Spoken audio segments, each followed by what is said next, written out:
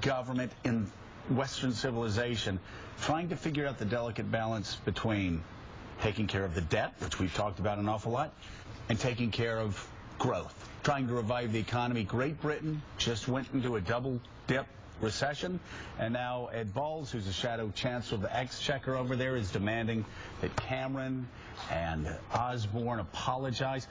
But this battle is being waged in the Netherlands, and England, in Spain, in Germany, in France, and on the editorial pages of the New York Times and the Wall Street Journal. In the United States, and right here, and it's exactly right that this is U.S., Europe, it's all of the high-income world.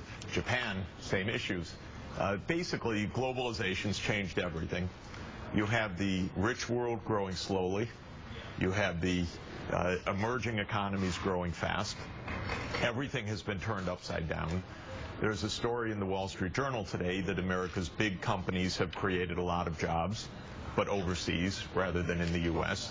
And so the world economy is shifting, and for the rich world, that's created financial crisis, that's created budget deficits, and it's created a lot of choice. And I think what is really striking is exactly what you say. The same debate we're having here is being had in each country around Europe. You can pick up the Times of London every morning, and they're having the same debate over there.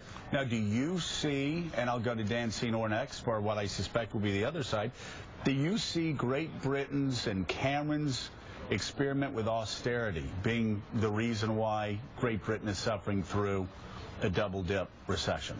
I don't, although that's actually a pretty common view. What I think is the problem here and in Europe is the financial markets really got out of line, and when the crisis hit, actually the Fed was pretty aggressive in cutting interest rates to zero, $2 trillion of funding liquidity. The European Central Bank under the German vision was much tighter. All of Europe suffers more of a financial crisis. England's more, or Britain is more part of that, actually. Right. So the difficult part of this that makes it confusing is that there's issues of taxes, spending, banking policy, monetary policy. They're all wrapped up. Right. And where I think Europe's biggest weakness is actually in banking and finance. So you think the Germans have been too restrictive? I think the way that, well, basically German banks did what Wall Street did, which was they lent everywhere. They lent to real estate bubbles and so forth. But over the past 2 years? Over the past 2 years, Europe hasn't cleaned up its banks, and the central bank has kept, up until the replacement of the head of the central bank, they really kind of engineered a recessionary policy for all of Europe. And this double dip, which the UK is going through, is a European double dip. If it gets severe, it's going to hit us for sure right in the middle of the election campaign. Right.